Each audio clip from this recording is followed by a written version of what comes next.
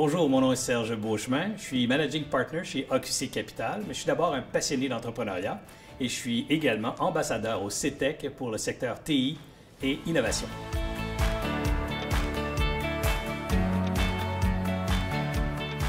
D'abord, j'ai débuté ma carrière comme entrepreneur très tôt, 22 ans. André et moi, on a parti une entreprise qu'on a nommée 3Soft, un troisième larron avec nous quand on a choisi le nom. Et cette entreprise démarrait avec un capital de démarrage de 40 $ en mise de fonds et une coupe de cartes de crédit comme source de financement. A vu le jour donc en 87 et cette entreprise a réalisé des ventes de 85 millions de dollars 17 ans plus tard, en 2004, l'année où on l'a vendu. Par la suite, fort de cette expérience, je me suis dit, peut-être que le reste de ma vie, je vais le consacrer à aider, à contribuer, à faire une différence autour de moi. Alors, j'ai d'abord acheté une entreprise en management. Cette entreprise s'appelait Créacor, donc c'est du reprenariat. Gilles Gagnon, 63 ans, rêvait de trouver un acheteur pour son entreprise. Serge, 40 ans, se présente, fait la transaction et je vous donnerai les détails, mais en gros, une transaction d'earn-out où je suis entré comme actionnaire et j'ai racheté les parts de Gilles sur les 3 années subséquentes. À travers Créacor, il y a eu plein de bonnes idées, plein de projets. J'ai même démarré une autre entreprise à travers Créacor, un spin-off qu'on a appelé Engenio, qui développait un outil psychométrique. Fort de cette expérience en management d'une part et évidemment, après avoir vendu mon entreprise d'autre part, j'avais du capital, j'ai décidé d'investir dans des jeunes pousses, donc je vous parlais de m'impliquer. Alors, je me suis mis à investir dans des jeunes sociétés privées que je rencontrais au gré de la vie. C'est ainsi que je me suis trouvé investisseur des premières heures dans une super entreprise très connue au Québec qui s'appelle les Strom Spa. J'ai investi dans 6 autres entreprises privées comme ça au gré des années qui ont suivi, des opportunités qui sont présentées, qui m'a amené à être présenté à l'émission Dans l'œil du dragon comme un candidat potentiel pour la 2e saison alors qu'il recherchait un nouveau dragon. Alors, je suis devenu dragon pendant 6 saisons dans l'œil du dragon. Alors, par la suite, j'ai aussi démarré parallèlement une entreprise qui s'appelle Alias Entrepreneur, qui est un site web, aliasentrepreneur.com. Je vous invite à le visiter d'ailleurs.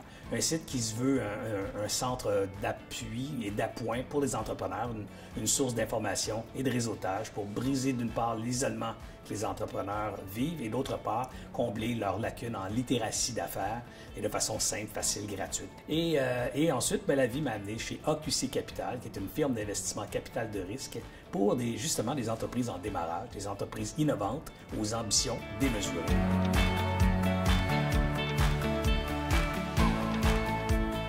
Le CETEC et le reprenariat, c'est définitivement quelque chose que je trouve important au Québec. Alors, mon rôle, c'est d'en faire la promotion, de faire aussi une certaine forme de démocratisation du reprenariat. Souvent, les gens pensent que c'est extrêmement complexe. C'est pas pour eux, ils vont préférer le chemin du démarrage, de la start-up plutôt que le reprenariat parce que c'est trop risqué tout ça, alors que fondamentalement, c'est complètement l'inverse. Alors, mon travail, c'est un peu celui-là. Puis c'est un peu aussi celui d'intervenir, je dirais, dans la communauté du reprenariat, ne serait-ce que, par exemple, mon rôle au sommet du reprenariat l'an dernier.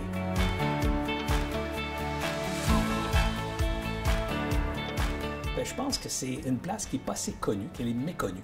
Et on doit la faire connaître davantage parce que c'est définitivement la meilleure façon d'entreprendre.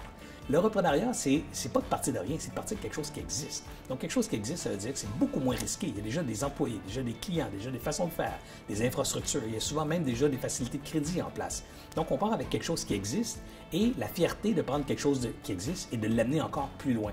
Le reprenariat, c'est un peu ça. C'est de prendre un projet et de l'amener plus loin encore qu'il a été capable de réaliser jusqu'à ce jour sans votre présence. Alors, c'est extrêmement valorisant aussi et c'est pas assez valorisé, c'est pas assez connu, je dirais, comme option.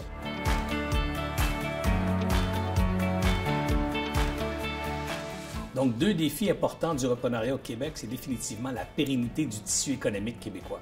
En ce sens que nos entreprises, s'ils ne trouvent pas des repreneurs locaux, elles vont être acquises par des étrangers. Ça, c'est une catastrophe parce que ça veut dire que les décisions, le centre décisionnel va quitter le Québec. Donc, les décisions pourraient être motivées par d'autres intérêts que la création d'emplois ou la création de richesses localement.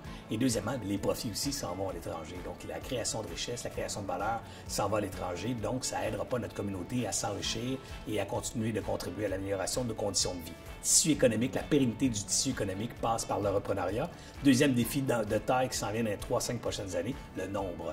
Beaucoup de baby movers, beaucoup de gens de ma génération vont vouloir vendre leur entreprise et ça, du coup, ça va créer encore des lois du marché marché, il y a beaucoup d'offres, peut-être pas assez de demandes, pression de l'étranger de venir chercher ces entreprises-là. Alors, bref, on a des défis colossaux à remonter ou à relever au cours des prochaines années dans le reprenariat au Québec.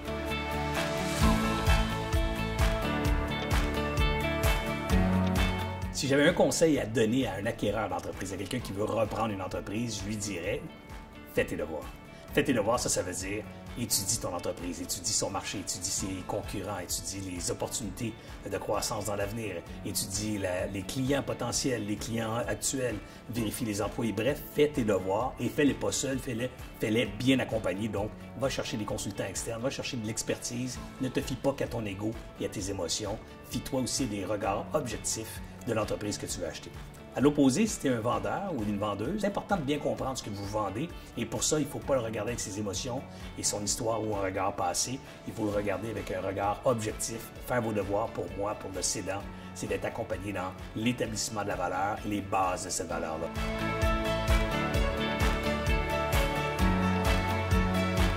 Je vous ai parlé d'une entreprise qui s'appelle Créacor que j'ai acquise en 2006. Gilles Gagnon était le cédant. Gilles et moi, on a développé une super amitié. Il a travaillé donc 3 ans dans notre transaction comme entrepreneur cédant impliqué. J'ai démarré une deuxième entreprise ou une autre entreprise qui s'appelle Ingenio avec Gilles comme associé et Patrick. Donc, d'un coup, le cédant est redevenu entrepreneur. Il est devenu partenaire avec moi dans une autre entreprise. Et la vie a fait que plus tard, j'ai fusionné les deux. Gilles est redevenu actionnaire de l'entreprise qui m'avait cédé. On a revendu Créacor, il est redevenu vendeur de Créacor et on a vendu récemment Ingenio aussi, donc revendu Ingenio. Alors, vous voyez, des fois, des transactions d'affaires vont créer des liens interpersonnels forts qui vont vous faire vivre toutes sortes d'aventures et Ingenio et Créacor est une belle démonstration de la force des relations en affaires.